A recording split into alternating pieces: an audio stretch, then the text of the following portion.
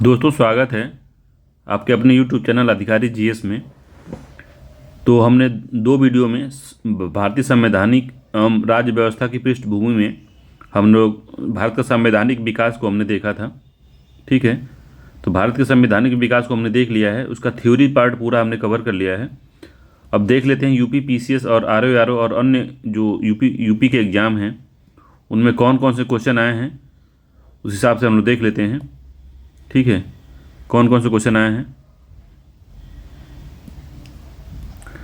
तो इसमें यूपीएससी के क्वेश्चन अभी शामिल नहीं हैं। यूपीएससी के जो क्वेश्चन के लिए अलग से मैं कराऊंगा सीरीज पॉलिटी की, तो उसमें बैक जो थ्योरी पार्ट तो यही रहेगा। यूपीएससी के लिए अलग से मैं बना दूंगा प्लेलिस्ट, तो थ्योरी यहाँ से पढ़िएगा जो भी वीडियो जो बना है, और आईएएस वाला जो क्वेश्चन रहेगा वो अलग रहेगा। ठीक है, तो उसमें देखते हैं संवैधानिक विकास में जो पहला क्वेश्चन है क्या है, क्या दे रहा है।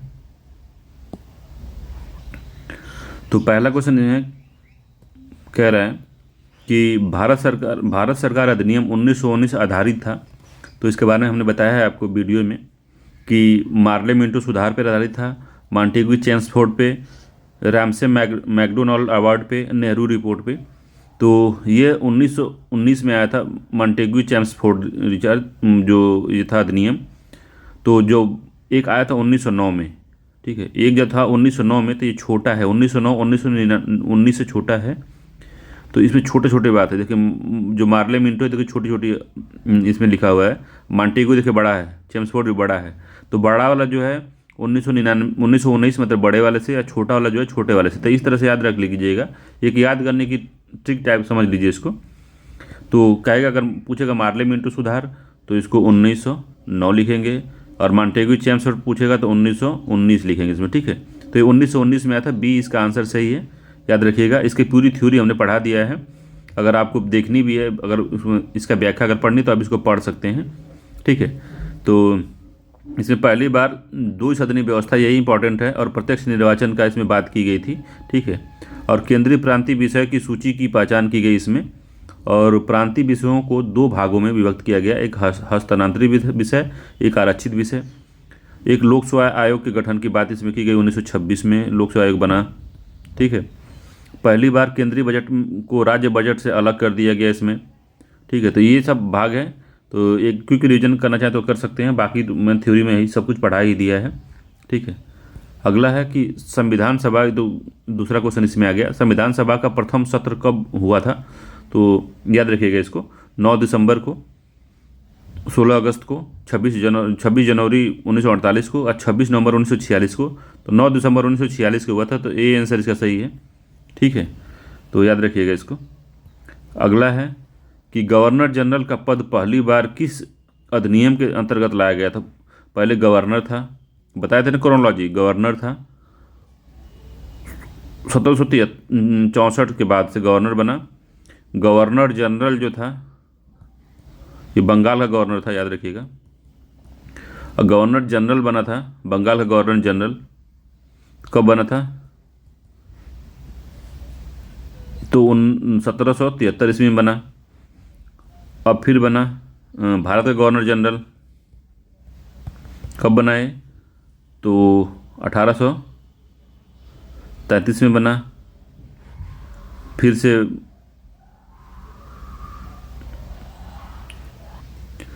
फिर वायसराय जो बना था, वायसराय ये बना था 1858 में। ठीक है, तो ये क्रोनोलॉजी थी। तो गवर्नर जनरल का पहली बार किस अधिनियम में जिक्र किया गया था या बनाया गया था, तो 1773 का रेगुलेटिंग एक्ट दिया है ऑप्शन। दूसरा ऑप्शन है पिट्स इंडिया अधिनियम 1784, भारतीय परिषद अधिनियम 1861, चार्टर अधिनियम 1793। तो किस में हुआ था ये, तो इसका पहला आंसर सही है, ए वाला, कि रेगुलेटिंग एक्ट जो है 1773 में इसका प्रावधान किया गया था। तो इस इंपॉर्टेंट है, याद रखिएगा। इसी तरह से पूछता है, व्याख्या पढ़ना चाहे तो आप पढ़ सकते हैं। अगला है बंगाल का गवर्नर जनरल, भारत का गवर्नर जनरल कब बनाया गया। तो इसके बारे में भी हमने बताया है आपको। तो 1813 नहीं है, 1833 है इसमें। क्रोनोलॉजी जो भी बताया उसको जानते रहेंगे तो आप बता सकते हैं। तो बी आंसर इसका सही है। अगला क्वेश्चन है, इसमें देखिए यहाँ पे भी दिया हुआ है। अगला क्वेश्चन है कि किस अधिनियम के द्वारा कलकत्ता में सुप्रीम कोर्ट की स्थापना की गई। तो रेगुलेटिंग एक्ट 1773, तो यही सही है, ये आंसर सही है। 1774 में बना था। ठीक है, तो भारत में सर्वप्रथम रेगुलेटिंग एक्ट 1773 द्वारा कलकत्ता में 1774 में सर्वोच्च न्यायालय की स्थापना की गई। न्यायालय के फैसले लंदन के प्रीवी काउंसिल में अपील की जा सकती थी। तो जो न्यायालय का फैसला देता था तो प्रीवी काउंसिल जो थी लंदन में, उसमें शिकायत आप कर सकते थे। और भारत शासन अधिनियम 1935 द्वारा संघीय न्यायालय की स्थापना 1937 में की गई। ठीक है, सुप्रीम कोर्ट की स्थापना। 6वें नंबर क्वेश्चन कह रहा है कि मार्ले मिंटो सुधार जो 1909 का था उसका प्रमुख प्रावधान नहीं है। तो 1909 में क्या प्रावधान नहीं है? तो विधान परिषदों के आकार में वृद्धि।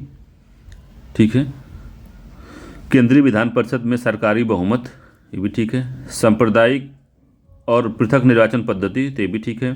केंद्रीय विधान परिषद में निर्वाचित सदस्यों को स्थान नहीं। तो कौन सा इसमें नहीं है, कौन सा ऐसा नहीं है? तो क्या हमने पढ़ाया था उसी के बारे में आपको बताना है।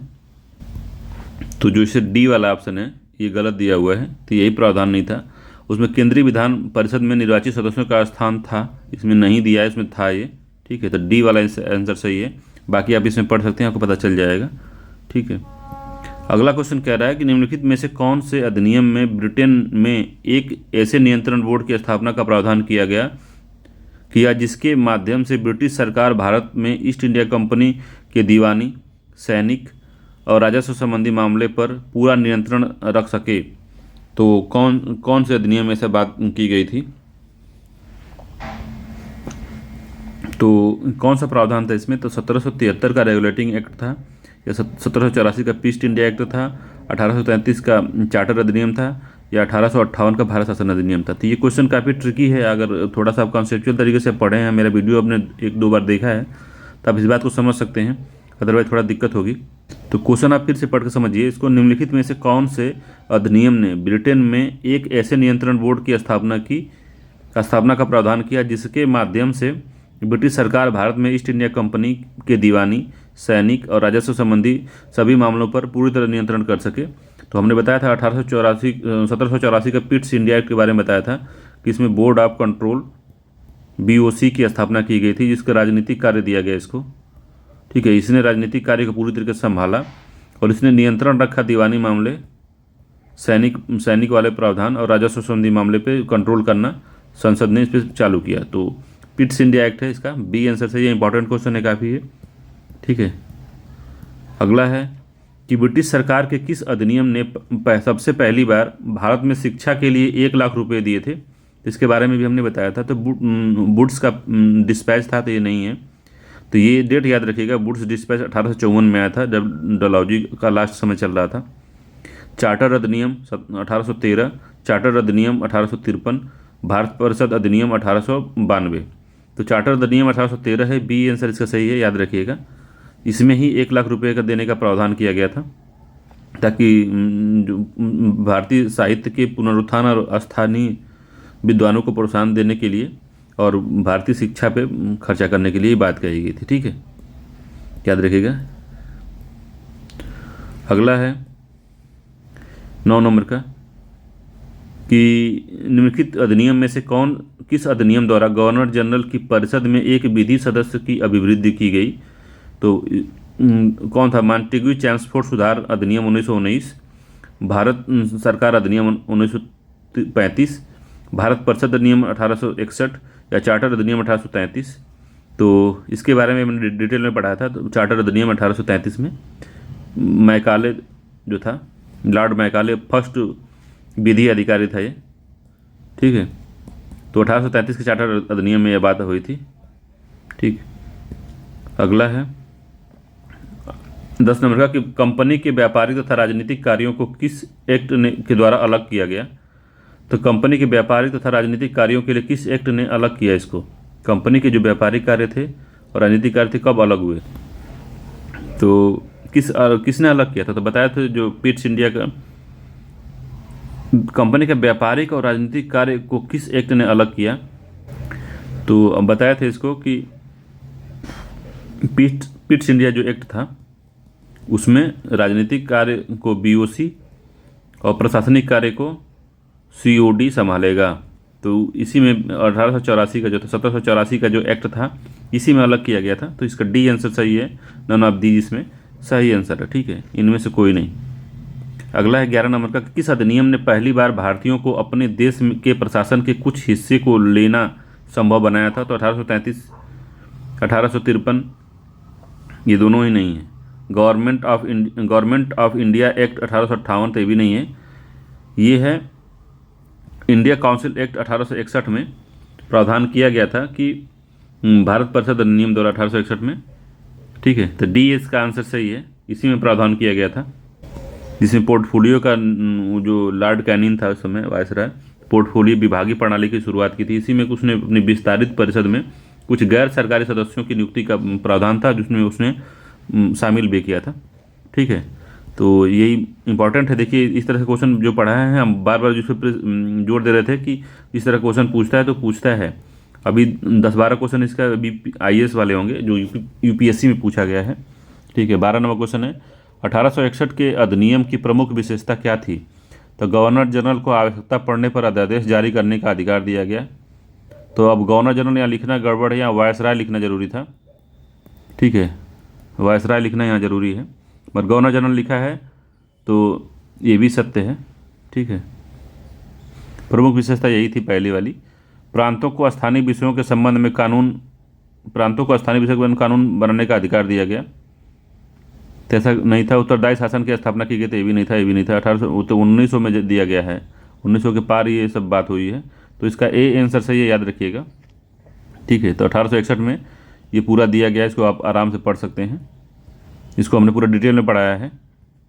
ठीक है, अगला है, गवर्नर जनरल परिषद में वृद्धि करके पहली बार एक अलग विधायी मशीनरी निर्मित की गई थी। तो इसको उस वीडियो में बताया गया था आपको कि कब ऐसा किया गया था। तो भारत परिषद अधिनियम 1861, चार्टर अधिनियम 1853 और सुधार अधिनियम 1909 और भारत परिषद अधिनियम 1992 किस में किया गया था? तो इसका बी आंसर सही है, 1853 में किया गया था यह काम। चार्टर अधिनियम 1853 में गवर्नर जनरल की जो परिषद थी उसमें विधायी एवं प्रशासनिक कार्यों को अलग कर दिया गया था। तो वही बताया था कि यहाँ पर उसकी शुरुआत की गई, इसमें विधायी कार्य अलग किया गया और जो है कार्यकारी जो परिषद थी उसको अलग कर दिया, जो कार्यपालिका वाला कार्य था उसको अलग कर दिया गया। तो वही जो ये विधायी जो कार्य था विधान परिषद बना ये। ठीक है, इम्पोर्टेंट था ये। तो क्या इसमें देखिए, अगर समझ में आए तो व्याख्या इसकी पढ़ लीजिए कि चार्टर अधिनियम 1853 में पहली बार गवर्नर जनरल की परिषद में के विधायी एवं प्रशासनिक कार्यों को अलग किया गया। परिषद में 6 नए पार्षद जोड़े गए जिन्हें विधान पार्षद कहा जाता था। इसमें गवर्नर जनरल के लिए नई विधान परिषद का गठन किया गया, जिसमें केंद्रीय और भारतीय विधान परिषद कहा गया उसको। ठीक है, इसके अलावा सिविल सेवकों की भर्ती चयन हेतु खुली प्रतियोगिता की व्यवस्था का आरंभ किया गया। तो जो पूछा था उसका उत्तर यही 1853 में। ठीक है, अगला क्वेश्चन है, ये छोटी छोटी चीज़ें बारीकियाँ उन्हीं पे क्वेश्चन पूछता है तो उसको ध्यान दीजिएगा। निम्नलिखित में से भारतीय स्वतंत्रताओं का अधिकार पत्र किसे कहा जाता है? तो भारतीय स्वतंत्रताओं का अधिकार पत्र किसे कहा जाता है? तो पहला है regulating act 1773, Pitt's India act 1784, charter act 1813, महारानी का घोषणा पत्र 1858। तो इसका डी आंसर सही है। महारानी का जो घोषणा पत्र 1858 का था, इसमें काफ़ी चीज़ों को उन्होंने स्वतंत्रता दी थी कि अब ये काम नहीं होगा, अब ये काम नहीं होगा, अब ये काम नहीं होगा, इस तरह से बताया था उन्होंने। तो क्या क्या बताया था? तो पहला, गवर्नर जनरल की पदनाम बदलकर वायसराय कर दिया गया। नए पद भारत सचिव का निर्माण किया गया और इसमें यही कहा गया कि दोबारा से जो हड़प नीति थी और ये सब नीति थी हड़प नीति को हटा दिया गया। ठीक है, स्वतंत्र कर उनको छोड़ दिया गया। जिनकी हड़प नीति के माध्यम से जिनको अपने क्षेत्रों में शामिल की थी कंपनी ने, उनको छोड़ दिया गया और फिर से दत्तक पुत्रों का गोद लेने की प्रथा को चालू कर दिया। तो इस तरीके से कई इन्होंने स्वतंत्रता का अधिकार दिया कि भारत के लोग जो हैं, राजा हैं, अपने हिसाब से भी कुछ कर सकते हैं। ठीक है, ताकि दोबारा 1857 की क्रांति ना हो। अगला है, निम्नलिखित में से किस अधिनियम द्वारा भारत में प्रतिनिधित्व संस्थाओं प्रथम बार प्रारंभ हुई? प्रतिनिधि संस्थाएं मतलब कि संसद जैसे कार्य, जैसे विधान परिषद, विधानसभा, ये सब कब प्रारंभ हुई? तो चार्टर अधिनियम 1853 में, तो देखे ही थे, इसमें हुई थी। भारत शासन अधिनियम 1858, भारत परिषद अधिनियम 1861, भारत परिषद अधिनियम 1892। तो किस में हुई थी बताइए? तो प्रतिनिधि संस्थाएं प्रारंभ हुई थी, तो कौन सा अधिनियम था वो? तो भारत परिषद अधिनियम 1861 में हुआ था। ठीक है, इसमें बस जो 1853 था, इसमें विधायी जो थी, विधायी कार्य को, जो वायसराय की कार्यकारिणी परिषद थी, विधायी कार्य और प्रशासनिक कार्य को अलग अलग कर दिया गया। इसमें कार्यकारी कार्य को अलग कर दिया गया। फिर उसी का अगला बड़ा रूप आया था भारत परिषद अधिनियम में, जिसमें एक अलग से परिषद बनाने की या संसदीय प्रणाली का सूत्रपात हुआ था 1861 ईस्वी में। तो पूछता है 1861 में कब संसदीय प्रणाली का सूत्रपात हुआ था? तो 1861 के अधिनियम में। तो उसमें देख सकते हैं आप कि 61 में संवैधानिक विकास के दौरान संसदीय प्रणाली का सूत्रपात माना जाता है। ज्ञातव्य है कि इस अधिनियम द्वारा कार्यकारी परिषद में विधायी कार्यों के लिए कुछ गैर सरकारी सदस्यों के लिए स्थान आरक्षित किया गया। यहीं से भारत में पहली बार प्रतिनिधि संस्थाओं का शुभारंभ हुआ था। तो गैर सरकारी सदस्य का जो लिया गया था कार्यकारी परिषद में विधायी कार्यों के लिए, तो यहीं से शुरू हो गया था कि प्रतिनिधि जो भारत के लोगों का प्रतिनिधित्व तो अब होने लगा है धीरे धीरे। तो यही था, याद रखिएगा इसको। इस अधिनियम के अंतर्गत बंगाल, उत्तर पश्चिम क्षेत्र, सीमा प्रांत, पंजाब में 1862, 1866, 1897 में विधान परिषदों का गठन किया गया, जहाँ पे इन परिषदों में चुनाव द्वारा लोगों को लिया जाएगा। ठीक है, जनप्रतिनिधि आएंगे इसमें। तो 1861 में, याद रखिएगा इसको, बहुत बारीक क्वेश्चन है। निम्नलिखित में से किस एक अधिनियम के अंतर्गत अंग्रेजों ने भारत में पहली बार सांप्रदायिक निर्वाचन मंडल प्रणाली का आरंभ किया था? तो सबको पता है कि वो पार्लियामेंट सुधार है। ये इसका आंसर सही है। 1909 के अधिनियम में पहली बार मुसलमानों को अलग निर्वाचन क्षेत्र दिया गया था। ठीक है, इसका विस्तार 1919 में भी किया गया। ठीक है, मॉन्टेग्यू चेम्सफोर्ड सुधार में। भारत के उच्चायुक्त का पद कब सृजन किया गया था? तो इसके बारे में हमने बताया था कि उच्चायुक्त का सृजन किया गया था लंदन में। तो 1919 के अधिनियम में ये गलत है। 1909 के अधिनियम में, इसमें नहीं किया गया था। 1919 अधिनियम था, 1919 का मॉन्टेग्यू चेम्सफोर्ड सुधार, उसमें ही किया गया था। तो इसका बी आंसर सही है। ठीक है, तो 1919 के अधिनियम में लंदन में भारत के उच्चायुक्त के कार्यालय का सृजन किया गया। अब तक भारतीय सचिव द्वारा किए जा रहे कार्यों का, कुछ कार्यों को उच्चायुक्त को हस्तांतरित कर दिया गया। ठीक है, अब इसको एक्सप्लेनेशन से पढ़ सकते हैं, वही पुराना है जो हमने वीडियो में पढ़ाया है, वही दोहराया जाएगा। केंद्र में कौन सा एक्ट द्विसदनी विधायिका लाया? तो केंद्र में द्विसदनी विधायिका किस एक्ट ने लाया था? तो इसके बारे में भी हमने बताया था। केंद्र में द्विसदनी विधायिका 1961, 1717, 1919, 1915। तो 15 तो है ही नहीं, कहीं एक्ट नहीं, 17 भी एक्ट नहीं है। 1961 है, 1919 है। तो 1919 में इतना जल्दी लाया कि नहीं लाया बताइए, केंद्र में द्विसदनी विधायिका? तो सी आंसर चाहिए। 1919 में केंद्र में द्विसदनी विधायिका आई थी। ठीक है, इंपॉर्टेंट है, याद रखिएगा। ये 1919 का, इसमें देखिए व्याख्या भी कर रहा है पूरा। इसमें देख सकते हैं, इस अधिनियम ने भारतीय विधान परिषद के स्थान पर द्विसदनी विधायिका, राज्य परिषद और विधान परिषद का गठन किया। तो 1919 के अधिनियम के बारे में बता रहा है। तो 1919 में आया था केंद्रीय विधान परिषद और केंद्रीय विधानसभा। ठीक है, अगला क्वेश्चन है, मॉन्टेग्यू चेम्सफोर्ड प्रस्ताव 1919 की प्रमुख अनुशंसा थी। तो 1919 की क्या अनुशंसा थी? प्रांतीय शासन पर जन सामान्य का सीमित नियंत्रण, प्रांतीय विधानसभा को पूर्ण शक्ति का अधिकतम विकेंद्रीकरण, केंद्र में कोई भी उत्तरदायी सरकार नहीं। तो कौन सी बात कहा था ये? तो पहला सही है इसका कि प्रांतीय शासन पर जन सामान्य का सीमित नियंत्रण होना चाहिए इसमें। इसका ए सही है आंसर। ठीक है, अगला क्वेश्चन है 1919 का कि 1920 नंबर क्वेश्चन है, कह रहा है 1919 के अधिनियम की प्रस्तावना में निम्न बातें थी। तो कौन सी बातें थी? तो पहला है, प्रशासन में भारतीयों का संपर्क बढ़ाया जाए, स्वशासन की संस्थाओं का विकास किया जाए। ए और बी उपरोक्त में से सभी गलत हैं। तो क्या इसमें सही है बताइए? तो बी, इससे पहले क्वेश्चन हमने किया है कि इसका ए सही है और दूसरा भी सही है। तो इसका सी आंसर सही है। ठीक है, याद रखिएगा। तो इस अधिनियम में प्रशासन में भारतीयों का संपर्क बढ़ाया तथा स्वशासन की संस्थाओं का विकास किया। इसके अंतर्गत उत्तरदायी सरकार की स्थापना करना था। प्रशासन में भारतीयों के संपर्क के अंतर्गत वायसराय की कार्यकारी परिषद में 6 सदस्यों में से कमांडर इन चीफ को छोड़ के 3 सदस्य भारतीय होने चाहिए। तो ये सब इसने किया था। ठीक है। 21 नंबर क्वेश्चन है कि 20 अगस्त 1917 के सुधारों की घोषणा को जाना जाता है। तो 20 अगस्त 1917 की जो सुधारों की घोषणा है वो मॉन्टेग्यू घोषणा के नाम से जाना जाता है, कि चेम्सफोर्ड घोषणा के नाम से जाना जाता है, कि मार्ले की घोषणा की मिंटो के। तो मार्ले मिंटो तो नहीं है, बाकी मॉन्टेग्यू घोषणा है और चेम्सफोर्ड घोषणा है। तो यहीं पहचान हो गई। अब बताइए कौन सी घोषणा थी, इसके बारे में हमने बताया था आपको। तो मॉन्टेग्यू घोषणा थी। ठीक है। मॉन्टेग्यू सचिव था। ठीक है।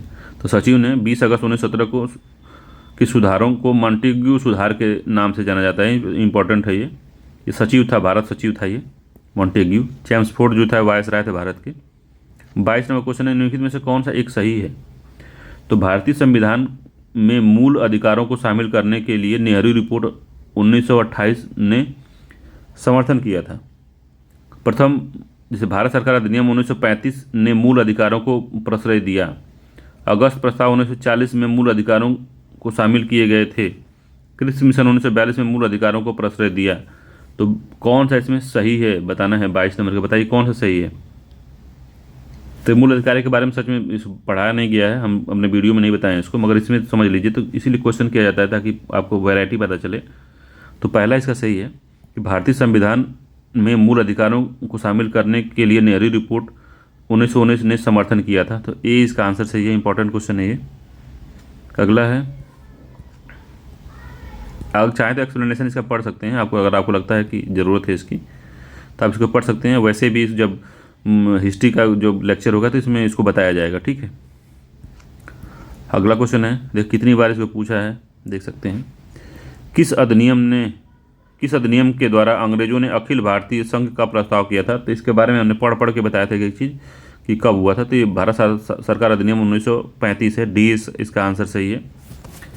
तो इसको पढ़ लीजिए अगर आपको पढ़ना है तो क्या क्या इसमें कौन दिया गया, शामिल किया गया। तो इम्पॉर्टेंट है काफ़ी। तो वीडियो में भी है और ये यहाँ से पढ़ भी सकते हैं।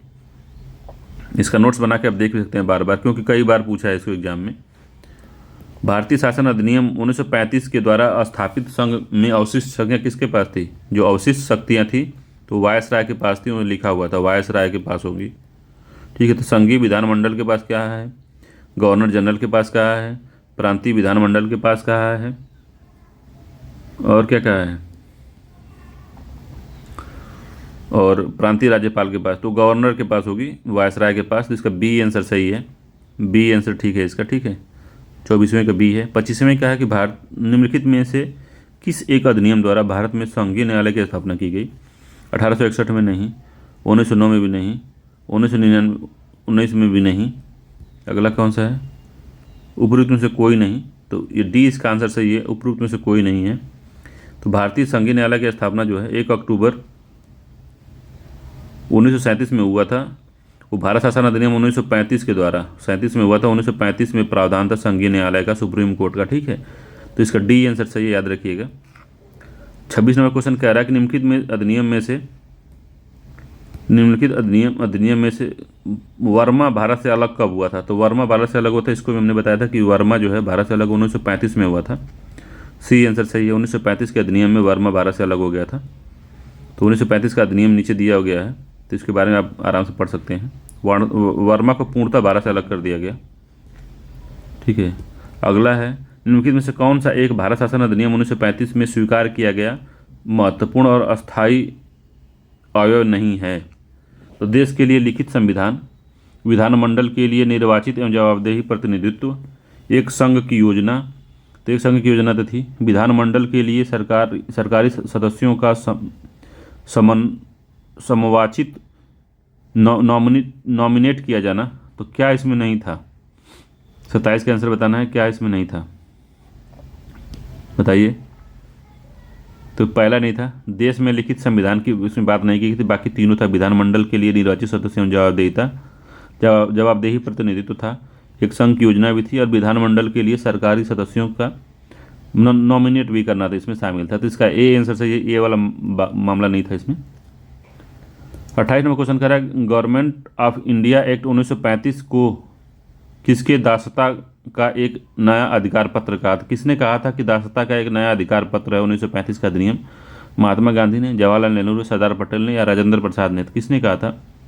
तो JL नेहरू ने कहा था। बी आंसर सही है। हमारे पूर्व प्रधानमंत्री जवाहरलाल नेहरू ने ये बात कही थी। तो काफ़ी इंपॉर्टेंट है, इसको याद रखिएगा, पूछ लेता है इस स्टेटमेंट से। दासता का अधिकार पत्र जवाहरलाल नेहरू ने कहा था। और अनैच्छिक, अप्रजातांत्रिक और अराष्ट्रवादी संविधान की संज्ञा दी थी इन्होंने ही, जिन्होंने इसे पूर्णतः सड़ा हुआ, मूल रूप से बुरा और बिल्कुल अस्वीकृत बताया था। इसको क्रिप्स मिशन को उत्तरी तिथि चेक की संज्ञा गांधी जी ने दी थी। ठीक है। 29वां है, 1935 के अधिनियम में उल्लेखित था। तो प्रांतीय स्वायत्तता, सांप्रदायिक प्रतिनिधित्व, तो ये था संघीय व्यवस्था। तो कौन सा इसमें सही है? तो सांप्रदायिक प्रतिनिधित्व भी था इसमें, उसको हटाने की बात नहीं कही गई थी, और संघीय व्यवस्था भी था। तो इसका डी आंसर सही है। तीनों ही सत्य हैं इसमें, तो याद रखिएगा, इस तरह से पूछता है। अगला है, ब्रिटिश संसद ने भारतीय स्वतंत्रता अधिनियम कब पारित किया था? तो जनवरी 1947 में पारित किया, कि जून में, जुलाई में, अगस्त में? तो कब पारित किया था वो? तो याद रखिएगा, जुलाई में पास किया था। सी आंसर सही है। इंपॉर्टेंट क्वेश्चन इस तरह का पूछ देगा तो फंसान हो जाएगी। तो जुलाई में, 1947 में, 18 जुलाई को। तो भारतीय स्वतंत्रता विधेयक को 4 जुलाई 1947 को ब्रिटिश संसद में प्रस्तुत किया गया और 18 जुलाई 1947 को पारित कर दिया गया। और सम्राट के हस्ताक्षर के पश्चात उसी दिन से यह अधिनियम लागू हो गया। ठीक है। तो 18 जुलाई 1947 को पारित हुआ। अगला क्वेश्चन है, भारतीय संविधान के वृहद होने का कारण क्या है? तो इनमें अनेक संविधानों के अनुभव समाविष्ट हैं। तो ठीक है। इसके विस्तृत प्रशासकीय प्रावधान है, ये भी ठीक है। यह एक बड़े देश के शासन से संबंधित है, ये भी ठीक है। इसमें संघ और राज्य सरकारों का संविधान है, तो ये भी ठीक है। चारों ही सत्य हैं, तो इसमें इसलिए स्टार लगा है कि सभी इसमें सत्य हैं। तो क्या हम लगाएं? सब सत्य हैं इसमें। अगला क्वेश्चन है कि पंडित जवाहरलाल नेहरू के नेतृत्व में अंतरिम सरकार का गठन कब हुआ था? तो अंतरिम सरकार कब बनी थी? जुलाई में बनी थी, कि अगस्त 1946 में बनी थी, कि सितंबर 1946 में, कि अक्टूबर 1946 में? तो याद रखिएगा, सितंबर 1946 में बनी थी। सी आंसर सही है। सितंबर 1946 में बना था। ये काफ़ी इंपॉर्टेंट है। और हमने बताया था किसको कौन सा मंत्रालय मिला था, याद रखिएगा। तो वित्त मंत्रालय लियाकत अली खान, जो मुस्लिम लीग के थे, उनको मिला था। बाद में इन्होंने छोड़ दिया था। तो वित्त मंत्रालय पूछ सकता है। और मिलान भी करा था, तो एक बार इसको देख लीजिएगा, हमने पढ़ाया भी है, इसको एक बार देख लीजिएगा। ठीक है, इसको जरूर से देख लीजिएगा, मिलान करा लेता है भाई, बार बार कह रहा हूँ, देख लीजिएगा। जो थोड़ा सीरियस स्टूडेंट है भाई, इसको नोट कर लेना, जरूर से पूछता है। ठीक है। अगला क्वेश्चन है, सूची 1 को सूची 2 से मिलाना है। अधिनियम है और उसके द्वारा जो प्रावधान किए गए क्या क्या है वो बताना है। तो भारतीय परिषद अधिनियम 1909, भारतीय शासन अधिनियम 1935, लखनऊ समझौता और भारत शासन अधिनियम। तो लखनऊ समझौता 1916 में हुआ था, 2 हो गया ये। भारत शासन अधिनियम 1935 में प्रांतीय स्वायत्तता दी गई थी। ठीक है, तो ये हो गया 4। भारत शासन अधिनियम 1919 में क्या क्या आ गया था? द्विसदन पद्धति आरंभ की गई थी, तो ठीक है, 1 हो गया। और भारत शासन अधिनियम 1909 को लॉर्ड मिंटो द्वारा के समय लाया गया था, तो 3 हो गया। तो 3 4 2 1, 3 4 2 1, डी आंसर इसका सही है, 3 4 2 1। ठीक है, याद रखिएगा। अगला है, एक नए संविधान के अंतर्गत भारत को संप्रभुता संपन्न लोकतंत्र गणरात्मक राज्य को घोषित करने के लिए 26 जनवरी का दिन क्यों चुना गया था? तो 26 जनवरी का दिन क्यों चुना गया था, इसके बारे में बताना है आपको, क्यों यही दिन चुना गया। तो जो पढ़े होंगे तो उनको पता होगा, हिस्ट्री जो पढ़े होंगे। तो 1930 को कांग्रेस ने इसी दिन स्वतंत्र दिवस घोषित किया था। सी आंसर सही है इसका, बाकी सब गलत है, ये सी वाला आंसर सही है, तो इसको याद रखिएगा, इसी दिन स्वतंत्र घोषित किया गया था। तो भारत को संप्रभु संपन्न लोकतांत्रिक गणराज्य 26 जनवरी 1950 को घोषित किया गया, क्योंकि भारतीय राष्ट्रीय कांग्रेस ने लाहौर अधिवेशन में दिसंबर 1929 में पारित हुए संकल्प के आधार पर 26 जनवरी 1930 को प्रथम बार पूर्ण स्वतंत्र दिवस मनाने का घोषणा किया था, इसीलिए 26 जनवरी को कहा जाता है। ठीक है, तो 26 जनवरी को एक्सेप्ट किया गया था, 26 जनवरी इसीलिए चुना गया था, याद रखिएगा, सी वाला आंसर सही है। अगला है, माउंटबेटन योजना आधारित थी, तो किस पे आधारित थी माउंटबेटन योजना, बताइए।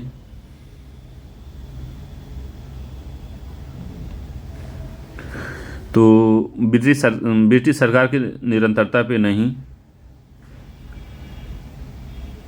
सत्ता हस्तांतरण पे, तो ये भी नहीं था, वो तो भारत शासन अधिनियम 1947 था। देश के विभाजन से, तो यही ठीक है, देश के विभाजन से, सी आंसर सही है, देश के विभाजन से। अगला है सूची 1 को सूची 2 से मिलाना है, तो अधिनियम और प्रावधान बताना है। तो भारत परिषद अधिनियम 1892, भारत परिषद अधिनियम 1909, भारत शासन अधिनियम 1919, भारत सरकार अधिनियम 1935। तो कौन किस में था? तो द्विसदनात्मक केंद्रीय व्यवस्था किस में थी? 1919 में थी, तो एक हो गया यहाँ पे, ठीक है। केंद्र में द्वैध शासन कब लागू हुआ था? तो 1935 में लागू हुआ था, तो 2 हो गया यहाँ। व्यवस्थापिका के सदस्यों को प्रश्न पूछने का अधिकार 1892 में मिल गया था, तो 3 हो गया। और प्रांतीय व्यवस्थापिका को में गैर सरकारी सदस्यों का बहुमत कब हुआ था? तो 4 हो गया यहाँ पे, तो 3 4 1 2, 3 4 1 2 बी आंसर सही है इसका, 3 4 1 2। तो काफ़ी इंपॉर्टेंट है, इस तरह से अगर पढ़े रहेंगे तुरंत तुरंत लगा देंगे, तो याद रखिएगा। 37 नंबर क्वेश्चन है, निम्न 2 वक्तव्यों को दिया हुआ है, बताना है। कथन 1 है कि भारत संविधान देश की आवश्यकता की पूर्ति करता है, तो करता है, क्या लग रहा है आपको? करता है, ठीक है। इसको एक गृहीत संविधान कहा जाता है। तो इसको एक गृहीत संविधान का मतलब होता है कि लिया गया, कहीं से उधार लिया गया या किसी दूसरे से थोड़ा सा उसके विचारों को लिया गया है अपने हिसाब से बदलाव करके। तो दोनों ही कथन सत्य है, मगर व्याख्या नहीं कर रहा है ये, ठीक है। तो इसका बी आंसर सही है कि ए आर दोनों स्पष्ट है, मगर उसका स्पष्टीकरण नहीं है। अगला क्वेश्चन है,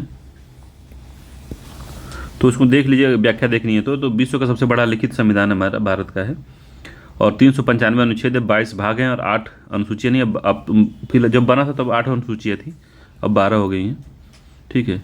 वह बृहद संविधान में भारतीय नागरिकों की आवश्यकताओं की पूर्ति होती है, ये बात सही है। भारतीय संविधान के मूल स्रोत विदेशों के संविधान से ग्रहण किए गए हैं, जिससे ब्रिटेन, अमेरिका, जापान, जर्मनी,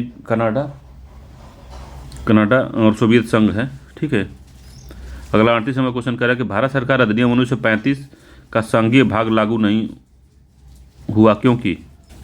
तो पहला, इसमें निर्धारित संख्या में देशी राज्य संघ में शामिल नहीं हुए, भारतीय राजनीतिक दलों ने इसका विरोध किया, वायसराय ने उनके पुनर्विलोकन की संस्कृति की, ब्रिटिश सरकार ने उसे लागू न करने का निर्णय लिया। तो कौन सा क्वेश्चन सही है 38 नंबर का? कौन सा आंसर सही है इसका? तो इसका ए सही है कि निर्धारित संख्या में देशी राज्य संघ में शामिल नहीं हुए, तो ए इसका आंसर सही है 38 नंबर का। तो इसको आप पढ़ सकते हैं, उसमें संघ की स्थापना के लिए प्रावधान था, मगर जो हमारे देशी राज्य थे उनकी वजह से ये बन नहीं पाया, ठीक है। तो भारत सरकार अधिनियम 1935 में ब्रिटिश संसद द्वारा अगस्त 1935 में पारित हुआ, ठीक है। तो ये सब दिया हुआ है इसमें, तो ये समझ लीजिए कि भारतीय जो 1935 का संघीय भाग लागू नहीं हुआ, क्योंकि निर्धारित संख्या में देशी रियासतों ने संघ में शामिल होने से इनकार कर दिया, ठीक है। अगला है 39 नंबर का कि भारत को एक संविधान देने का प्रस्ताव संविधान सभा द्वारा पारित किया गया था, कब पारित किया गया था? तो 1 दिसंबर जनवरी 22 1946, जनवरी 22 1947, फरवरी 20 1947 या जुलाई 26 1947 है, 1946 है। तो 46 में दिया गया था, अब कब दिया गया था इसके बारे में अब बताइए कि कौन सा क्वेश्चन इसका आंसर सही है। तो लिखा है कि भारत को एक संविधान देने का प्रस्ताव जो है संविधान सभा में कब पारित हुआ था? तो 22 जनवरी, बी इसका आंसर सही है, 22 जनवरी 1947 में दिया गया था, बी आंसर सही है, ठीक है। 46 में संविधान सभा कार्य करना प्रारंभ की थी, तो 13 दिसंबर 1946 को पंडित जवाहरलाल नेहरू ने संविधान का उद्देश्य प्रस्ताव सभा में प्रस्तुत किया था। तो ये भी पूछता है, कई बार पूछा है इसको, ठीक है। 22 जनवरी 1947 को संविधान सभा द्वारा भारत को एक संविधान देने का उद्देश्य प्रस्ताव पारित किया गया, तो ये भी बात सत्य है 39 नंबर का। 40 नंबर क्वेश्चन है कि भारत एक लोकतांत्रिक गणराज्य है, एक प्रतिनिधि लोकतंत्र है, एक लोकतांत्रिक समाज है, समाजवाद से बंधा हुआ है। नीचे दिए गए कूट की सहायता से बताना है कौन सा सही है इसमें। तो तो एक लोकतांत्रिक गणराज्य, ये बात सही है। एक प्रतिनिधिक लोकतंत्र है, ये भी ठीक है। एक लोकतांत्रिक समाज है, तो ये भी ठीक है। समाजवाद से बंधा हुआ है, तो समाजवाद से भी बंधा हुआ है, ये भी ठीक है। तो सभी इसके चारों सत्य हैं। इसका डी आंसर सही है। समाज लास्ट वाला कोई गड़बड़ हो सकता है, मगर उसको भी ध्यान दीजिएगा, उससे बंधा हुआ है। ठीक है। तो इतना क्वेश्चन यूपी के एग्जाम में पूछा हुआ है संवैधानिक विकास से। अभी यूपीएससी वाला जो है उसके लिए अलग वीडियो से हम बना देंगे। ठीक है। तो उसमें इसका भी 10-12 क्वेश्चन पूछे हैं, तो वो भी रहेगा उसमें। तो क्वेश्चन से पूछता है एक साल, या तो हर रेगुलर पूछता है, या तो फिर एक एक गैप दे के पूछता है। ठीक है। तो चलिए मिलते हैं अगली वीडियो में, तब तक के लिए नमस्कार।